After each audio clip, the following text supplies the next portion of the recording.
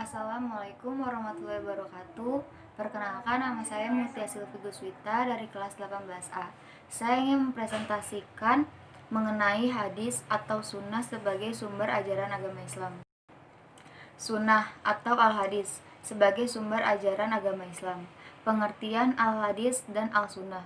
Al-hadis adalah segala ajaran yang disandarkan kepada Rasulullah, baik perkataan, perbuatan, maupun takhir yang diriwayatkan para ulama dari generasi ke generasi sebagai pedoman hidup manusia. Pengertian al-sunnah. Secara bahasa, al-sunnah artinya adalah jalan yang dilalui atau perjalanan. Al-sunnah menurut para ahli hadis adalah segala perkataan, perbuatan, takhir, sifat, keadaan, dan tabiat Nabi Muhammad SAW. Atau dalam istilah lain ialah syirah atau perjalanan hidup Nabi Muhammad SAW, baik yang berkaitan dengan masalah hukum ataupun tidak. Jadi pada intinya al-sunnah adalah segala sesuatu yang datang atau yang dinisabkan kepada Nabi Muhammad SAW, baik ucapan, perbuatan atau takhir, baik atau sifat fisik maupun psikis setelah beliau diangkat menjadi rasul maupun sebelumnya.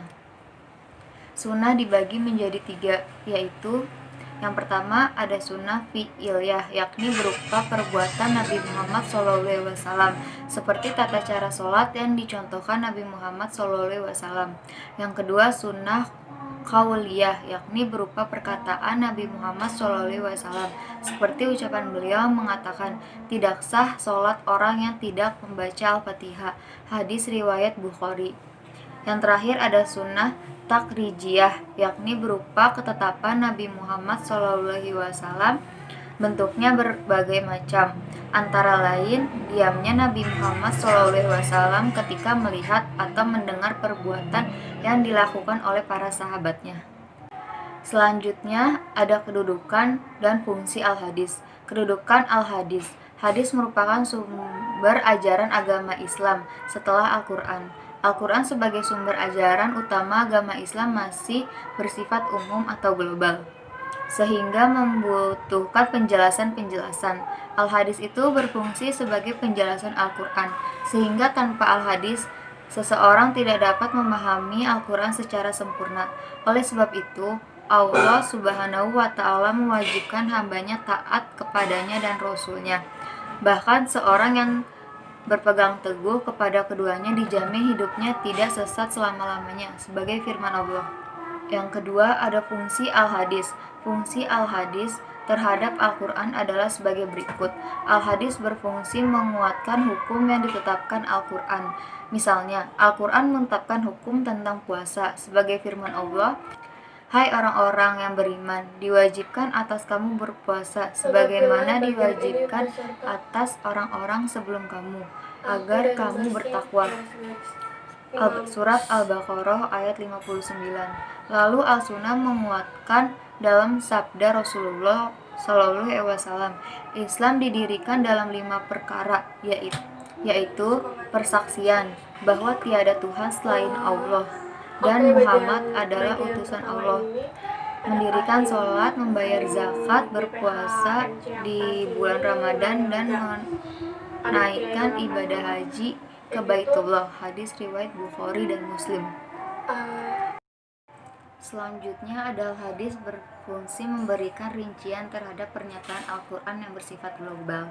Misalnya pernyataan Al-Quran tentang kewajiban sholat dan firman Allah, dan didirikannya oleh kamu sholat dan bayar zakat. Surat Al-Baqarah ayat 110. Pernyataan tersebut masih bersifat umum. Kemudian al-hadis merincikan secara operasional, yakni sholat wajib dan sholat dari Tahlah bin Ubaidillah, bahwasannya telah datang seorang Arab Baduy kepada Rasulullah SAW dan berkata, wahai Rasulullah, beritahukan kepadaku sholat apa yang difardukan kepadaku. Rasulullah berkata, sholat 5 waktu, yang lainnya sunnah, hadis riwayat Bukhari dan Muslim. Selanjutnya, al-hadis membatasi kemutlakan yang dinyatakan oleh Al-Quran. Misalnya, Al-Quran mengisyaratkan tentang warisan sebagai firman Allah, diwajibkan atas kamu apabila seorang di antara kamu kedatangan tanda-tanda maut, jika ia meninggalkan harta yang banyak berwaris untuk ibu, bapak, dan kerabat secara ma'ruf. Ini kewajiban atas orang-orang yang bertakwa. Surat Al-Baqarah ayat 110. Kemudian dalam hadis yang diriwayatkan oleh Bukhari dan Muslim, Rasulullah memberikan batasan bahwa wasiat harta tidak boleh lebih dari sepertiga harta yang ditinggalkan. Selanjutnya ada al-hadis memberikan pengecualian terhadap pernyataan Al-Quran yang bersifat umum. Misalnya, Al-Quran mengharamkan memakan bangkai dan darah, bagaimana firman Allah, diharamkan bagimu memakan bangkai, darah, daging babi, daging yang disembelih atas nama selain Allah, yang dicekik, yang dipukul, yang dijatuh, yang ditanduk, yang dimakan binatang buas kecuali kamu sempat menyembelihnya, dan yang disembah untuk berhala. Dan diharamkan pula bagimu mengundi nasib dengan anak panah, yang demikian itu adalah kefasikan. Surat Al-Maidah ayat 3. Al-Hadis memberikan pengecualian dengan membolehkan memakan bangkai tertentu, sebagaimana dalam hadis dari Ibnu Umar radhiyallahu Rasulullah shallallahu alaihi wasallam bersabda, dihalalkan kepada kita 2 bangkai dan 2 darah. Adapun bangkai itu adalah bangkai ikan dan belalang, dan 2 darah itu adalah hati dan limpa. Hadis riwayat Ahmad, Asy Syafi'i, Ibnu Majah, Baihaqi, dan Danuqutni. Selanjutnya ada hadis menetapkan hukum yang tidak ditetapkan oleh Al-Quran. Misalnya, Al-Quran belum menetapkan tentang keharaman binatang yang mempunyai taring dan burung yang bercakar. Al-Hadis kemudian menetapkan hukum sebagaimana tersebut dalam Al-Hadis Rasulullah. Rasulullah melarang semua yang memiliki taring dari binatang dan semua burung yang bercakar. Hadis riwayat Muslim dan Ibnu Abbas. Selanjutnya ada sejarah pembuatan al-hadis.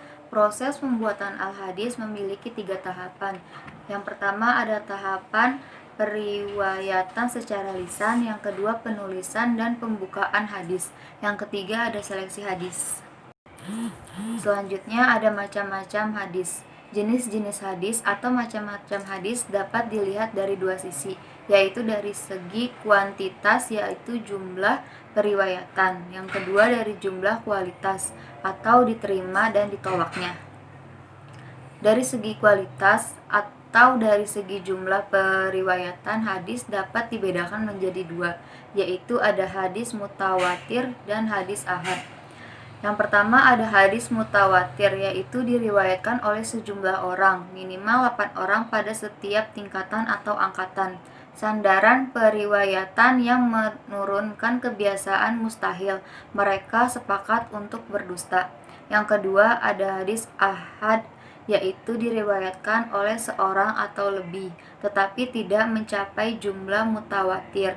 Hadis ahad ini terbagi kepada beberapa jenis, diantaranya yang pertama ada masyhur atau terkenal, periwayatannya 3-7 orang, pertingkatan sahad. Yang kedua ada aziz atau baik, periwayatan 2 orang. Yang terakhir ada gharib, periwayatan seorang. Mungkin segitu aja presentasi dari saya, kurang lebihnya mohon maaf. Wassalamualaikum warahmatullahi wabarakatuh.